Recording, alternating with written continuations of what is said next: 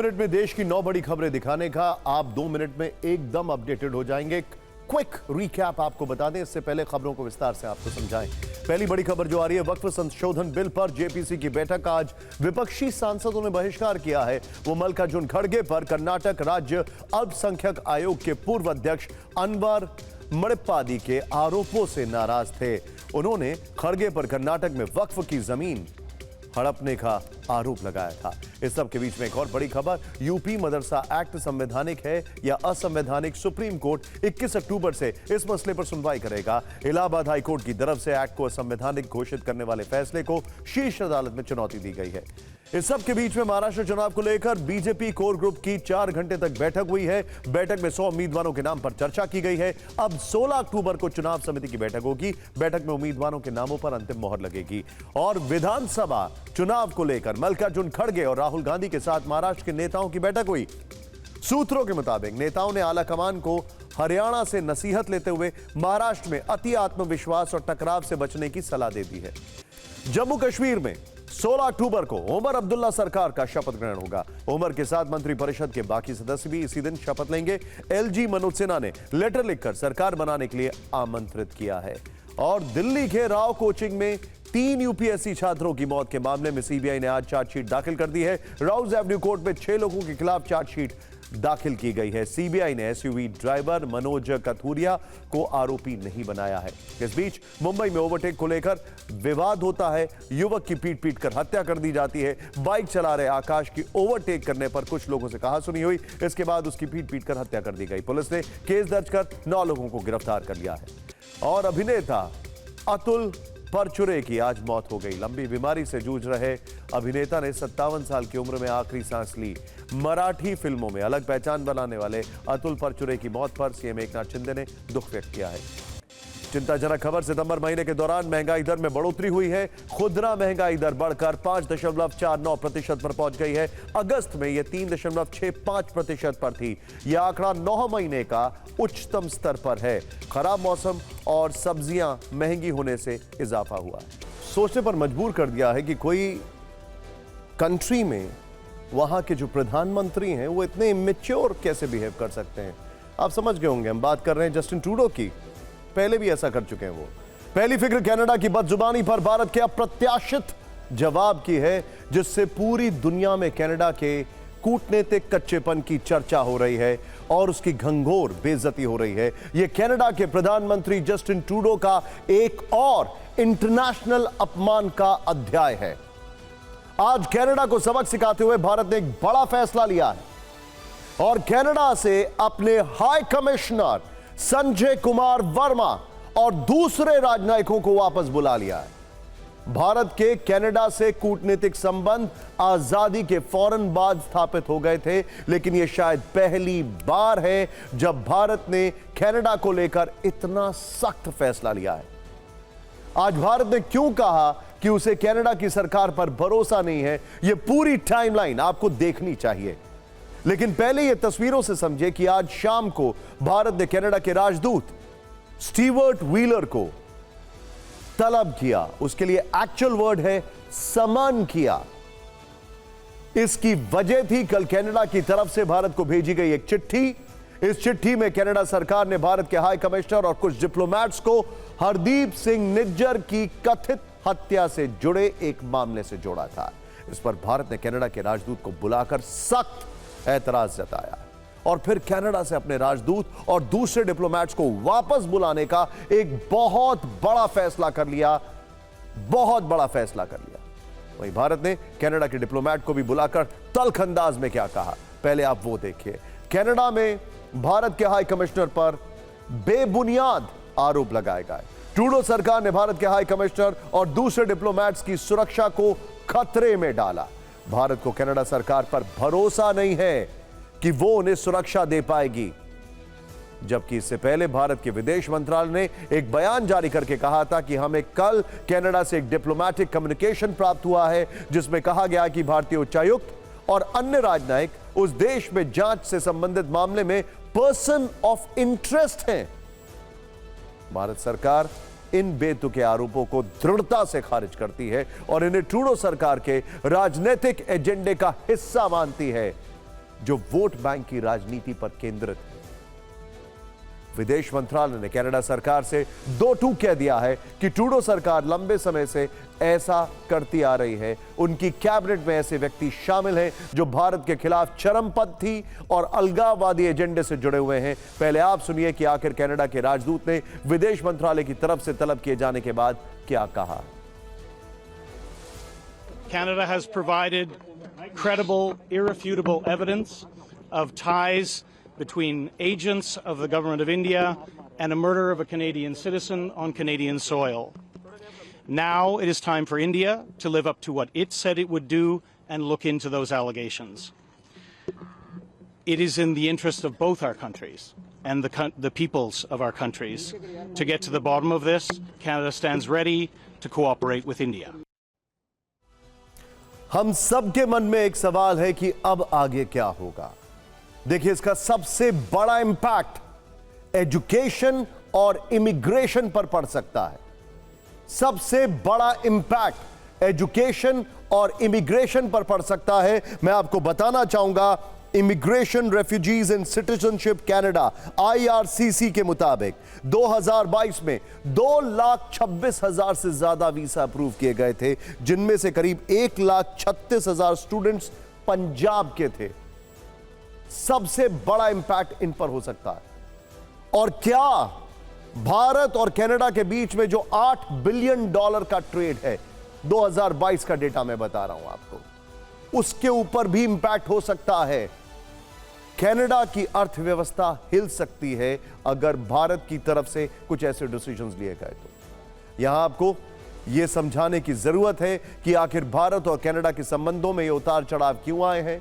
Bharat Canada संबंध 2023 में सिख अलगाववादी हरदीप सिंह निज्जर की मौत के बाद खराब हुए। जस्टिन ट्रूडो ने सितंबर 2023 में निज्जर की मौत के पीछे भारतीय एजेंट्स का हाथ बताया।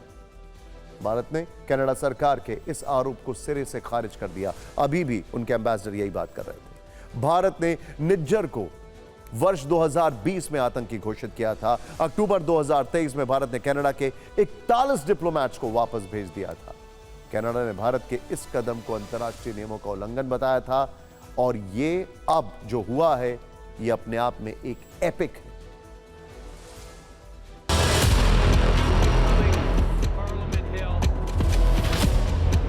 हमने बिल्कुल सही किया है और अगर ये दोबारा कुछ नौटंकी करता है तो इसका जो राजदूत यहाँ पर है, उच्चायुक्त हाई कमिश्नर, उससे कहें कि भाई आप अपने देश में जा, आराम कर, बहुत तो यहाँ थक गया है। मेरा मानना है कि यही होगा अगर ये बाज नहीं आता, और ये बाज नहीं आएगा। प्रधानमंत्री है ट्रूडो, वो एक ऐसे संगठन के साथ मिले हुए हैं अपनी कुर्सी बचाने के लिए जो टोटल एंटी इंडिया है और हिंदुस्तान के अंदर सेपरेशन चाहता है और खालिस्तान चाहता है। जब आप ऐसे आदमियों के साथ बैठेंगे, ऐसे आदमी, तो आप यही काम करेंगे।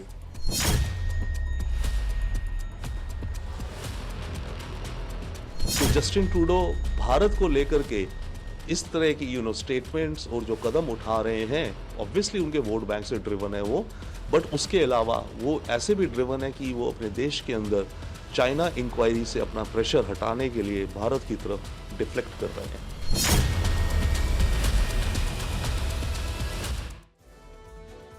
जस्टिन ट्रूडो अपनी पॉलिटिकल इमेच्योरिटी का सबूत ये पहली बार नहीं दे रहे हैं। भारत के साथ तो उनकी आदत सी बन गई है और खुद चीन के राष्ट्रपति शी जिनपिंग उनकी पॉलिटिकल इमेच्योरिटी पर भड़क चुके हैं, वो भी एक बहुत बड़े इंटरनेशनल प्लेटफॉर्म पर।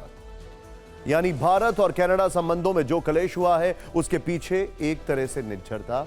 यह खालिस्तानी आतंकी भारत के खिलाफ साजिशों में शामिल रहा है। लेकिन गौर करने वाली बात यह है कि कनाडा के प्रधानमंत्री ऐसे लोगों के लिए प्रेम दिखाते हैं और उम्मीद करते हैं कि भारत के साथ उनके रिश्ते अच्छे रहें। ट्रूडो की खालिस्तानी गतिविधियों वाली पूरी लिस्ट हमारे पास है। जून 2017 में जब खालिस्तानियों ने खालसा डे परेड का आयोजन किया था, उस वक्त कनाडा के प्रधानमंत्री जस्टिन ट्रूडो ने उस परेड में हिस्सा लिया। उस परेड में ऑपरेशन ब्लू स्टार में मारे गए जर्नैल सिंह भिंडरवाले को हीरो के रूप में पेश किया गया था। वहीं जनवरी 2018 में जब कनाडा के 16 गुरुद्वारों में भारतीय अधिकारियों के प्रवेश पर पाबंदी लगा दी गई थी, तब भी ट्रूडो सरकार की तरफ से एक भी बयान जारी नहीं किया गया था। इसे अभिव्यक्ति की आजादी बताकर रफा दफा कर दिया गया था। इसके अलावा साल 2021 में जब भारत में किसान आंदोलन चल रहा था, तब भी जस्टिन ट्रूडो ने भारत के आंतरिक मामलों में दखलंदाजी करने की कोशिश की और प्रोपेगेंडा चलाया। देखिए, अब फिक्र के लेंस से देखते हैं कि भारत ने कनाडा को जो करारा जवाब दिया है, उसके पीछे का मैसेज क्या है।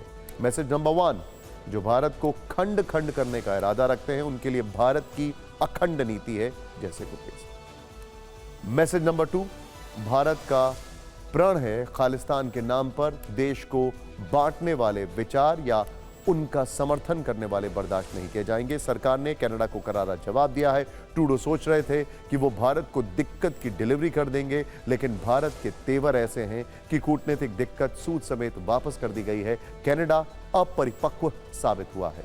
और मैसेज नंबर 3, खालिस्तानियों का ख्वाब भारत में तो पूरा नहीं हो सकता, इसका कोई चांस नहीं है, लेकिन कनाडा में खालिस्तानियों की गतिविधियां और उनके प्रति प्रेम देखकर लगता है कि वो दिन दूर नहीं जब पूरा कनाडा ही ऐसे तत्वों के नियंत्रण में होगा। और एक इंटरेस्टिंग बात यह है कि जिस देश के प्रधानमंत्री को इंटरनेशनल डिप्लोमेसी में as a medium, as a peace maker, as a medium for peace, यानी एक ऐसा प्रधानमंत्री के तौर पर देखा जा रहा है जो दो मुल्कों के बीच में दोस्ती करा सकते हैं, उस देश के साथ ट्रूडो ने ऐसी हरकत की। सोचिए। खैर, अब बात करते हैं दुर्गा प्रतिमा विसर्जन के दौरान हुए धार्मिक कलेश की। बेहद दुखद खबर है। ये तस्वीरें देखिए, विचलित करने वाली हैं, परेशान करने वाली हैं।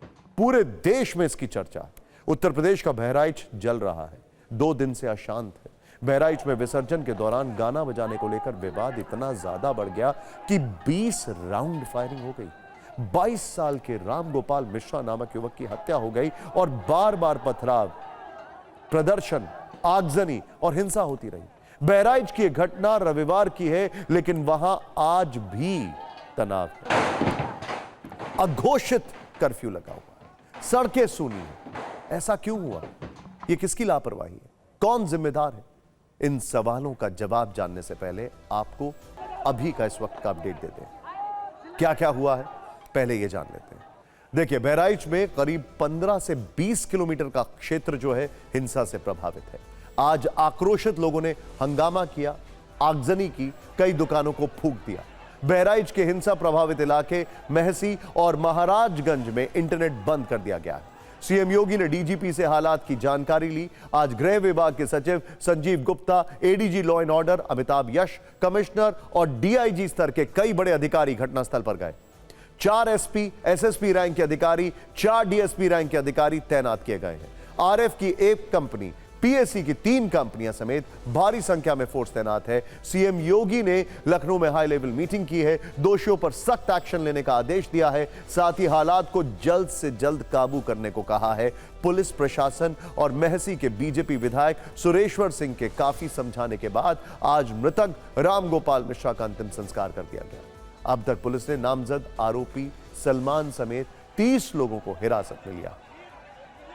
इस मामले में अब्दुल हमीद, सरफराज, फहीम, साहिर खान, ननकऊ, मारफ अली समेत 10 लोगों के खिलाफ मुकदमा दर्ज हुआ है। बाकी 4 लोग अज्ञात हैं। बहराइच के हरदी थाने में दर्ज एफआईआर के मुताबिक यह घटना कल शाम 4 बजे की है, जबकि मुकदमा रात 11:32 पर दर्ज हुआ। एफआईआर की कॉपी के मुताबिक थाने में सूचना प्राप्त होने के समय यही दर्ज किया गया।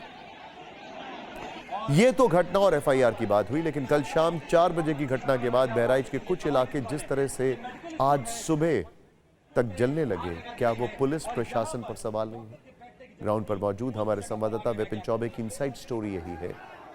ध्यान से देखिए, राम गोपाल की मौत से बढ़ के लोग आज लाठी, डंडे, रॉड और सरिया लेकर सुबह से निकल रहे थे। गुस्साई भीड़ को कोई रोकने वाला नहीं था। वो उस तरफ बढ़ते रहे जिधर कल शाम को राम गोपाल की हत्या हुई थी। बहराइच की एसपी और डीएम का सुबह 10 बजे तक पता नहीं था। ग्राउंड जीरो पर मौजूद हमारे संवाददाता विपिन चौबे ने बताया कि गुस्साई भीड़ जब बढ़ रही थी तो पुलिस ने कुछ नहीं किया, उनको रोका तक नहीं गया, जबकि हिंसा की आशंका थी। जो थोड़े बहुत पुलिस वाले यहां वहां मौजूद थे, उनका कहना था कि ऑर्डर नहीं है।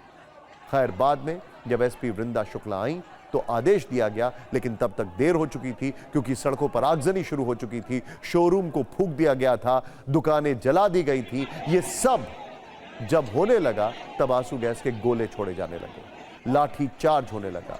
क्या यह कानून व्यवस्था पर सवाल नहीं है? निश्चित तौर पर आज बहराइच को जलने से रोका जा सकता था। जब कल शाम एक घटना हो चुकी थी तो क्या आज पुलिस सुबह से अलर्ट नहीं हो सकती थी?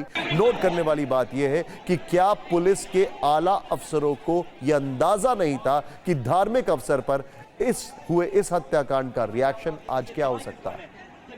आखिर पुलिस आज सुबह से सक्रिय क्यों नहीं हुई? पुलिस की विफलता के बीच आज बहराइच किस तरह जला, इस पर हमारे संवाददाता विपिन चौबे ने ग्राउंड से आपके लिए रिपोर्ट भेजी है, जो आपको जरूर देखनी चाहिए।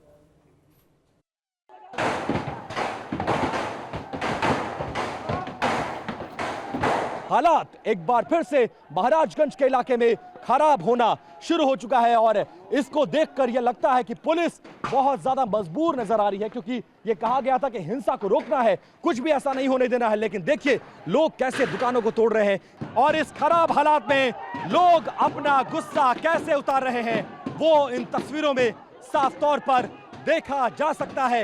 इन्होंने पत्थरबाजी किया, जब हाथ टूटा तब यहाँ पर उसने रिटेलिएशन में जाकर के छत पर भगवा झंडा टांगा, इसके बाद घर में घुस के गोली मारा है और ये ऐसे ही चलता रहेगा। या तो योगी आदित्यनाथ जी, मैं आपके चैनल के माध्यम से बताना चाहता हूँ, योगी आदित्यनाथ जी बुलडोजर वाली कार्यवाही करें। रामगोपाल मिश्रा की मौत के बाद कल जहां पर हिंसा हुई थी वहां पर हालात कितने ज्यादा बेकाबू हैं और इस बेकाबू हालात में देखिए आग लगा दी गई है गाड़ियों में, दुकानों में लूट की गई है और अब देखिए जैसे ही कोई भीड़ मिल रहा है पुलिस लाठीचार्ज कर रही है। ये देखिए इस तरह से, क्योंकि इसी भीड़ में ऐसे लोगों ने हिंसा करी है और एक शख्स को पुलिस पिटाई कर रही है। ये उस पिटाई के विजुअल्स हैं। मैम कुछ बात करेंगी, कैसे हालात है, क्या कंट्रोल में किए जा रहे हैं, जल्दी कंट्रोल हो जाएंगे। मैम वृंदा मैम आपने अनाउंसमेंट कई सारी की है, पुलिस का रिस्पांस टाइम कैसा रहा, कैसे कंट्रोल हुआ, कैसे तेजी से कंट्रोल में ला रहे हैं? तेजी से कंट्रोल में ला रहे हैं। सुबह बहुत एक्शन के मूड में पुलिस नहीं नजर आई मैम, कर रहे हैं। एक और घर को निशाना बनाया गया, बाहर एक टंकी थी उसको आग लगा दी गई, 2 बाइकें थी उनमें आग लगा दी गई, साइकिल ठेले किसी को नहीं छोड़ा गया।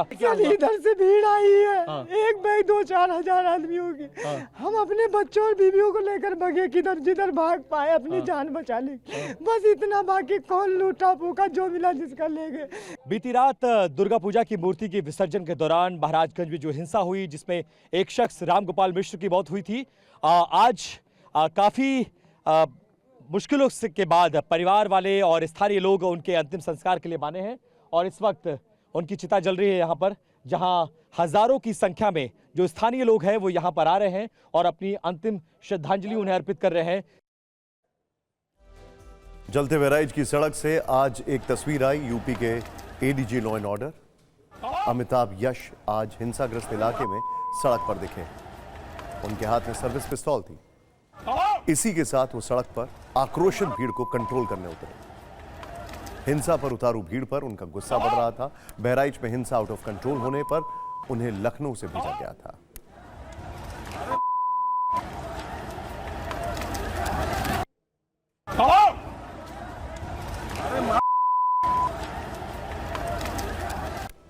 अब आपके मन में यह सवाल उठ रहा होगा कि आखिर बहराइच में रविवार को हुआ क्या था और कैसे ये मामला इतना बढ़ गया, इतना गंभीर हो गया।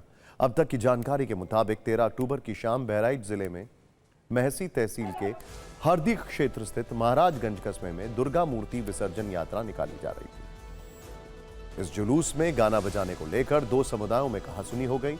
आरोप है कि इसी दौरान एक गुट की ओर से छतों से पत्थर फेंके गए जिससे मूर्ति खंडित हो गई। इससे तकरार बढ़ी और देखते ही देखते हिंसक झड़प में तब्दील हो गई।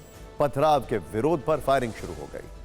फायरिंग की चपेट में आने से रामगोपाल मिश्रा की जान चली गई। उसके शरीर पर चाकुओं से भी वार किए गए। उसकी कुछ दिन पहले ही शादी हुई है ऐसा बताया जाता है।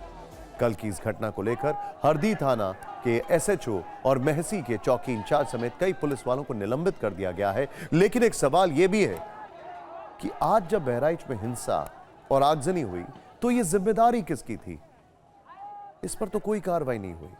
इस घटना के कई वीडियो वायरल हो रहे हैं जिसके जरिए राजनीति भी हो रही है और इन वीडियो में सबूत भी है। यह मृतक रामगोपाल मिश्रा का वो वीडियो है जिसका इस्तेमाल समाजवादी पार्टी राजनीतिक हथियार के तौर पर कर रही है और बीजेपी के नेता भी इसी भाषा में जवाब दे रहे हैं। यह वीडियो रविवार को फायरिंग से पहले का है।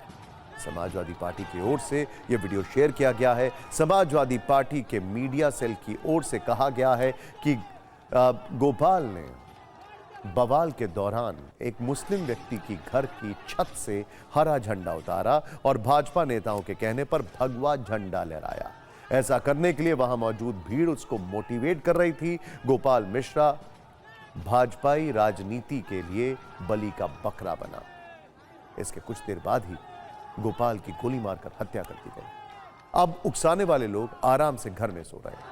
इस सवाल पर बीजेपी ने भी जवाब दिया है। बीजेपी की ओर से कहा गया है कि इसी घर से मां दुर्गा की प्रतिमा पर पथराव कर उसे अपवित्र करने और खंडित करने का प्रयास किया गया। मां के भक्तों पर कातिलाना हमला हुआ, जिसके बाद गोली चली। अब आपको एक और वीडियो दिखाते हैं जिसमें बहराइच में मर्डर का आरोपी गन के साथ घूम रहा है। तस्वीरों में एक शख्स हाथ में बंदूक लिए हुए दिख रहा है। आरोप है कि इसी दौरान फायरिंग में राम गोपाल की मौत हुई थी। बहराइच की इस घटना पर वीडियो वॉर के साथ कैसे राजनीतिक जंग छिड़ी हुई है, आप ये भी देख लीजिए।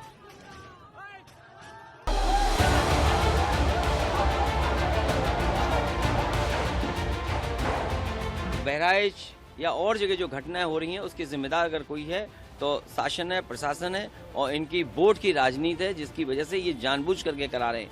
कभी किसी के खिलाफ स्टेटमेंट दिलवा देना, कभी टीवी चैनलों पे झगड़ा करा देना, ये इनकी सोची समझी चाल है। मैं जनता से अपील करूंगा कि भारतीय जनता पार्टी की चाल समझिए। ये नफरत या झगड़ा करा के ही समाज को बांट करके अपने राजनीतिक लाभ लेना चाहते हैं।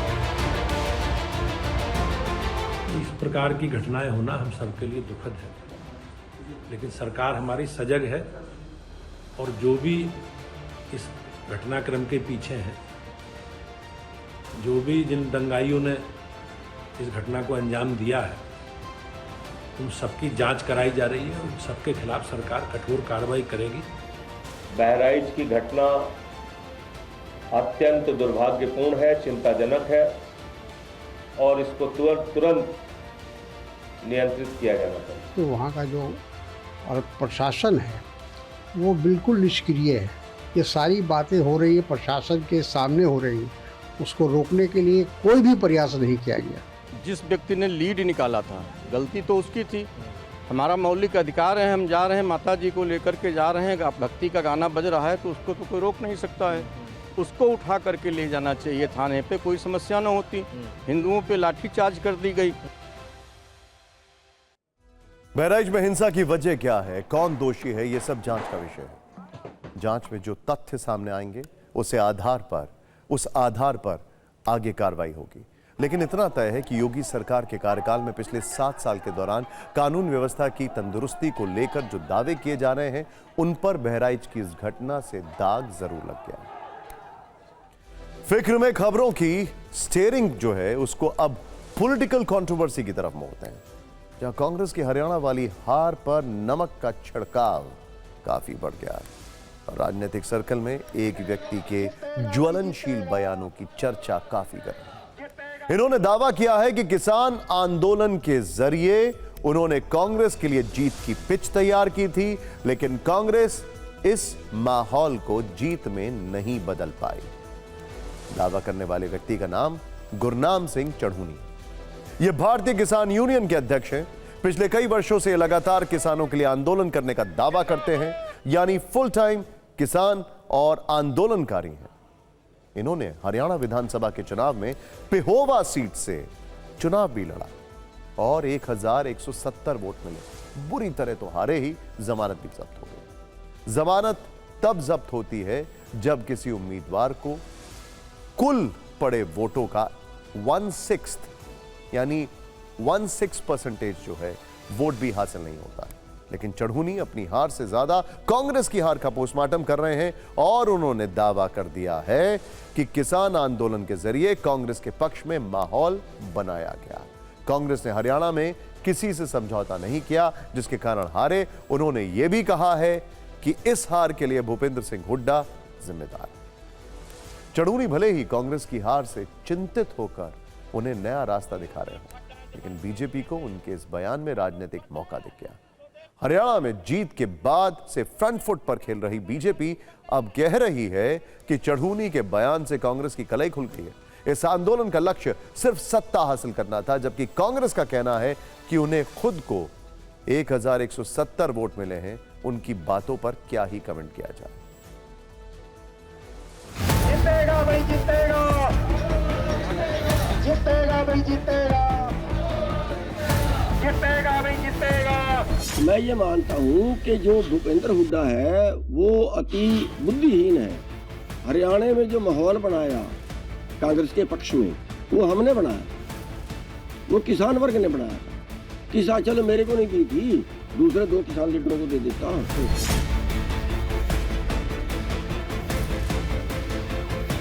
सबसे बड़ी वजह ये रही कि इसने किसी से समझौता नहीं किया और कांग्रेस ने इसके ऊपर छोड़ दी।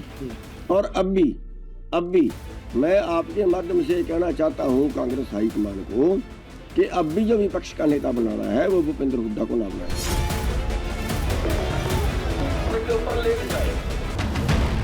अब कांग्रेस की कलई खुल गई। बहुत साफ हो गया कि जिस आंदोलन को वो सहज और स्वाभाविक आंदोलन कह रहे थे, वो कांग्रेस के द्वारा प्रायोजित और पोषित आंदोलन था। ये आज के चंदूनी जी के इस वक्तव्य से साफ हो गया।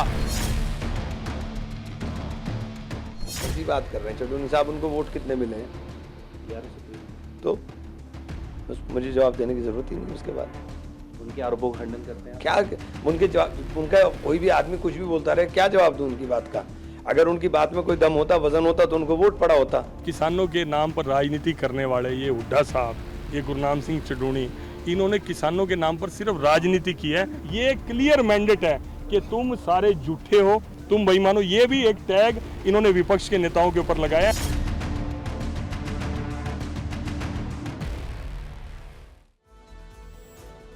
वैसे भारतीय किसान यूनियन के राकेश टिकैत ने भी कुछ ऐसे ही आरोप लगाए हैं कांग्रेस पर। गुरनाम सिंह चंदूनी ने अपनी सफाई में यह भी कहा है कि किसान आंदोलन के दौरान बीजेपी ने उन पर कांग्रेस से फंड लेने का आरोप लगाया, लेकिन उन्होंने आंदोलन के लिए अपनी 25 एकड़ जमीन बेच दी। दरअसल गुरनाम सिंह चंदूनी कांग्रेस से ज्यादा भूपेंद्र सिंह हुड्डा से नाराज दिख रहे हैं। उनका कहना है कि भूपेंद्र हुड्डा ने किसी भी किसान नेता को टिकट नहीं दिया और उनके साथ अच्छा व्यवहार भी नहीं किया, जबकि उन्होंने लोकसभा चुनाव में रोहतक में कांग्रेस के पक्ष में प्रचार किया था। कांग्रेस का बड़ा तबका इसके लिए भूपेंद्र सिंह हुड्डा के खेमे को जिम्मेदार मानता है। उसका कहना है कि कई मामलों में राहुल गांधी की भी सलाह नहीं मानी गई, जिसके कारण हार मिली है। नतीजों के बाद हारे हुए कई विधायकों ने खुलकर कहा है कि भूपेंद्र सिंह हुड्डा ने उन्हें चुनाव हरवाया। राहुल गांधी ने वोटों का बिखराव रोकने के लिए गठबंधन की सलाह दी, लेकिन हुड्डा ने आपसे गठबंधन नहीं किया। हुड्डा ने अपने समर्थकों को बागियों की तरफ से खड़ा करवाया। इससे भी कांग्रेस को नुकसान पहुंचा। कांग्रेस में हुड्डा पर अंदरूनी हमले तो पहले से ही हो रहे थे, अब बाहर से भी हमले शुरू हो गए। हरियाणा की चुनावी राजनीति के बाद अब यूपी के एक विधायक जी के पिटने पर हो रही राजनीति की फाइल खोलते हैं, जिसकी यूपी में काफी चर्चा है। और अब इस मामले में यूपी सरकार और बीजेपी का संगठन आमने सामने आ चुका है। दोनों में गतिरोध जैसे हालात बन चुके हैं और इस आग में हाथ सेकने के लिए विपक्षी दल भी एक्टिव हो गए। इस मामले का एक छोटा सा रिकैप आपको दिखाते हैं ताकि ये जो तस्वीर है वो एकदम से साफ हो जाए। इनका नाम है योगेश वर्मा, लखीमपुर खीरी सदर से विधायक है। 5 दिन पहले विधायक जी को लखीमपुर बार एसोसिएशन के अध्यक्ष अवधेश सिंह ने सरेआम पीट दिया, कैमरे के सामने कई थप्पड़ लगाए। तभी से विधायक जी एफआईआर लिखवाने के लिए परेशान थे, लेकिन आरोपों के मुताबिक उनकी एफआईआर नहीं लिखी जा रही थी। इस केस में आज का अपडेट यह भी है कि बीजेपी ने विधायक के साथ मारपीट करने वाले 4 लोगों, जिनमें बार एसोसिएशन के अध्यक्ष अवधेश सिंह, उनकी पत्नी पुष्पा सिंह, अनिल यादव और ज्योति शुक्ला को पार्टी से निष्कासित कर दिया। प्रदेश महामंत्री गोविंद नारायण शुक्ला ने पत्र जारी करके निष्कासन किया है। कारण बताओ नोटिस जारी करने के बाद पार्टी ने उन पर अनुशासनहीनता का आरोप लगाते हुए यह फैसला किया है। और अब अवधेश सिंह पर पार्टी के सख्त रुख के बाद लखीमपुर पुलिस उनके और साथियों के खिलाफ मुकदमा दर्ज करने को तैयार हो गई। सोचिए, 5 दिन बाद विधायक की दी हुई तहरीर पर अब केस फाइल होगा। इससे पहले आज ही विधायक योगेश वर्मा ने सीएम योगी आदित्यनाथ से मुलाकात की थी। सीएम से मुलाकात के बाद योगेश वर्मा डिप्टी सीएम ब्रजेश पाठक से भी मिले। योगी आदित्यनाथ से मिलने से पहले दोपहर में ही योगेश वर्मा समेत 25 विधायक स्पीकर से मिले थे। नोट करने वाली बात यह भी है कि विधायक योगेश वर्मा को पीटने वाले अवधेश सिंह के पक्ष में शनिवार को नारेबाजी हुई। करणी सेना के कार्यक्रम में उनके लिए शेर आया के नारे लगाए गए। यह पूरा विवाद 9 अक्टूबर से शुरू हुआ था। सहकारी बैंक के चुनाव में नामांकन के दिन विधायक योगेश वर्मा से मारपीट हुई थी। इसके अगले दिन 10 अक्टूबर को थाने में 2 शिकायतें दी गईं, एक व्यापारी राजू अग्रवाल की तरफ से, दूसरी विधायक योगेश वर्मा की तरफ से। दोनों तहरीरों में मारपीट और जान से मारने की धमकी की बात कही गई। विधायक योगेश वर्मा की लिखित शिकायत में आरोपी अवधेश सिंह समेत कई लोगों के नाम थे, लेकिन 5 दिन बीत जाने के बाद भी पुलिस ने कोई मुकदमा दर्ज नहीं किया, जिसके बाद नाराज योगेश वर्मा ने कल अपनी सुरक्षा में तैनात 2 सुरक्षाकर्मी वापस कर दिए थे। जब इसकी सूचना पुलिस के बड़े अधिकारियों को मिली तो एएसपी पवन गौतम और लखीमपुर खीरी सदर के सीओ उन्हें मनाने पहुंचे, लेकिन विधायक ने दोनों पुलिस अफसरों से मिलने से इनकार कर दिया था। दूसरी तरफ विधायक को थप्पड़ मारने वाले अवधेश सिंह का एक वीडियो काफी वायरल हो रहा है, जिसमें शनिवार को जब अवधेश सिंह शस्त्र पूजा के कार्यक्रम में पहुंचे तो उनके पक्ष में शेर आया का नारा लगाया गया। हालांकि बीजेपी ने इस संबंध में अवधेश सिंह को नोटिस जारी कर दिया है। अवधेश सिंह लखीमपुर बार काउंसिल के अध्यक्ष होने के साथ साथ बीजेपी के नेता भी हैं। कुल मिलाकर यह लड़ाई थोड़ी अंदरूनी है। यूपी सरकार और संगठन आमने सामने हैं, इसीलिए इसमें समाजवादी पार्टी को सियासी सिक्सर लगाने का मौका मिल रहा है। समाजवादी पार्टी के अध्यक्ष अखिलेश यादव पूछ रहे हैं, सोचिए सत्ताधारी विधायक एफआईआर नहीं लिखवा पा रहा है, क्या स्थिति आ गई है? लखीमपुर में किसने नहीं देखा कि विधायक के झापड़ मारा गया और फिर क्या कार्रवाई हुई? मिलने आए थे तो क्या कार्रवाई हुई सोचिए आप। अगर वो एफआईआर लिखाना चाहते हैं तो एफआईआर नहीं दर्ज होगी। क्या एडमिनिस्ट्रेशन को सो मोटो लेकर के नई एफआईआर दर्ज करनी चाहिए थी? और अब बात कर्नाटक की करते हैं, जहां कथित मूडा जमीन घोटाले के बीच कांग्रेस अध्यक्ष मल्लिकार्जुन खड़गे के परिवार ने बड़ा फैसला लिया है। खड़गे परिवार ने सिद्धार्थ विहार ट्रस्ट साइट की 5 एकड़ जमीन को वापस लौटा दिया है। सरकार को वापस की जा रही ये वो जमीन है जो खड़गे परिवार के सिद्धार्थ विहार ट्रस्ट को दी गई थी। अब इसे Karnataka industrial area development board को लौटा दिया गया। सिद्धार्थ विहार ट्रस्ट के अध्यक्ष राहुल खड़गे कांग्रेस अध्यक्ष मल्लिकार्जुन खड़गे के बेटे हैं। बीजेपी का आरोप था कि ट्रस्ट को जमीन आवंटन में अनियमितता बरती गई। बीजेपी ने इसको लेकर कर्नाटक के राज्यपाल से शिकायत भी की थी। खड़गे का परिवार इस जमीन पर बहु कौशल विकास केंद्र, प्रशिक्षण संस्थान और अनुसंधान केंद्र स्थापित करना चाहता था। हालांकि अब उन्होंने इस जमीन के अनुरोध को वापस ले लिया। कर्नाटक सरकार में मंत्री प्रियांक खड़गे ने बीजेपी के आरोपों को खारिज किया है। उन्होंने कहा है कि जमीन नियमों के तहत आवंटित की गई, इसके सभी दस्तावेज मौजूद भी हैं। बीजेपी इसमें सिर्फ राजनीति कर रही है। उधर बीजेपी का कहना है कि जमीन लौटाने से साफ हो गया है कि इसमें भ्रष्टाचार हुआ था। सत्ता का दुरुपयोग करके भूमि को हड़पने का कार्य कर्नाटक में कांग्रेस में सर्वोच्च स्तर पर हो रहा था। आज कांग्रेस पार्टी के नेता सिद्धारमैया जी हों या खड़गे जी हों, वो जमीन वापस कर रहे हैं तो कोई जमीर नहीं जागा है जो जमीन वापस कर रहे हैं। अदालत की कार्रवाई से में होने वाली जलालत से बचने के लिए वो जमीन वापस कर रहे हैं। तो कांग्रेस अध्यक्ष, कांग्रेस के मुख्यमंत्री और राहुल जी और सोनिया जी से मैं पूछना चाहता हूं कि सिर्फ जमीन वापस करने से काम नहीं चलेगा। यह बताइए कि अगर जमीन वापसी की है तो क्या नैतिक आधार पर आपको इस्तीफा नहीं देना चाहिए? और अब खबर भारत के उस अनमोल रतन की जिन्होंने 10 अक्टूबर 2024 को दुनिया को अलविदा कह दिया, लेकिन इसके बाद भी उनके चाहने वालों की कमी नहीं है। सोशल मीडिया पर उनके फॉलोअर्स हर दिन बढ़ रहे हैं, जो ये बताता है कि रतन टाटा लोगों के दिलों पर राज करते थे और करते हैं और करते रहेंगे। रतन टाटा इंस्टाग्राम से लेकर फेसबुक और एक्स पर भी काफी एक्टिव रहते थे। उनके देहांत के बाद अगले 4 दिनों में ही उनके 1 मिलियन से भी ज्यादा फॉलोअर्स बढ़ गए। जिस दिन रतन टाटा का देहांत हुआ था उस दिन उनके इंस्टाग्राम पर करीब 10 मिलियन फॉलोअर्स थे, लेकिन पिछले 4 दिनों में रतन टाटा के इंस्टाग्राम फॉलोअर्स 10 मिलियन यानी 1 करोड़ से बढ़कर 11 मिलियन यानी 1 करोड़ 10 लाख हो चुके हैं। इसका मतलब है कि उनके निधन के बाद भी उन्हें 10 लाख लोगों ने फॉलो किया है। वैसे एक दिलचस्प बात यह भी है कि करोड़ों फॉलोअर्स होने के बाद भी रतन टाटा ने अपने इंस्टाग्राम पर सिर्फ 67 पोस्ट शेयर किए, जिन्हें लोगों ने बहुत पसंद किया। इसे फॉलोअर्स प्रति पोस्ट के एंगल से देखें तो इंस्टाग्राम पर रतन टाटा की हर एक पोस्ट 1,64,000 फॉलोअर्स को खींचकर लाई। सोशल मीडिया पर उनका प्रभाव जबरदस्त था। जिस तरीके से लोगों पर उनका प्रभाव जबरदस्त था। अगर एक्स प्लेटफॉर्म की बात करें तो रतन टाटा के वहां भी करोड़ों फॉलोअर्स हैं। एक्स प्लेटफॉर्म पर उन्हें 13.2 मिलियन यानी 1,32,00,000 लोग फॉलो कर रहे हैं। एक्स पर रतन टाटा ने केवल 7 लोगों को ही फॉलो बैक किया हुआ है। कुल मिलाकर ये रतन टाटा के व्यक्तित्व का प्रभाव है कि जिंदगी के बाद भी उनके फॉलोअर्स हर दिन बढ़ रहे हैं। ये बात बताती है कि अच्छा काम, परोपकार और शालीनता लोगों के दिलों में देर तक अपनी छाप छोड़ते हैं। फिक्र का फोकस अब चीन के युद्ध वाली तैयारियों पर है। चीन ने अपनी सबसे विध्वंसक तैयारियों से ताइवान तक सिग्नल पहुंचा दिया है कि उसकी आजादी का ख्वाब कभी पूरा नहीं होगा।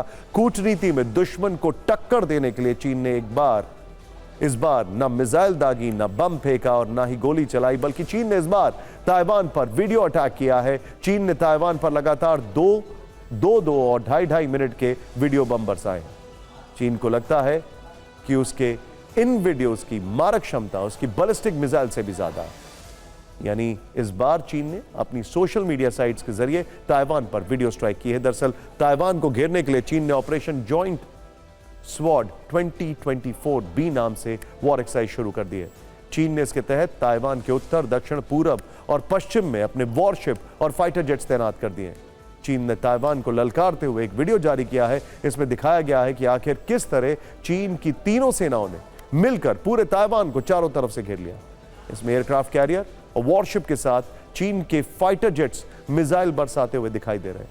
इसके अलावा समंदर के किनारे चीन ने अपने एयर डिफेंस सिस्टम भी तैनात कर दिए हैं। साथ ही एयरक्राफ्ट कैरियर से फाइटर जेट्स के साथ ही अटैक हेलीकॉप्टर्स भी उड़ान भर रहे हैं। वीडियो के आखिर में चीन ने पूरे ताइवान के मैप पर मुट्ठी और हथौड़ा बनाते हुए दिखाया। इसके अलावा अपनी स्वॉर्ड यानी तलवार ताइवान के मैप पर खड़ी कर दी। चीन ने अपनी इस वॉर एक्सरसाइज के जरिए ताइवान को वीडियो धमकी दी।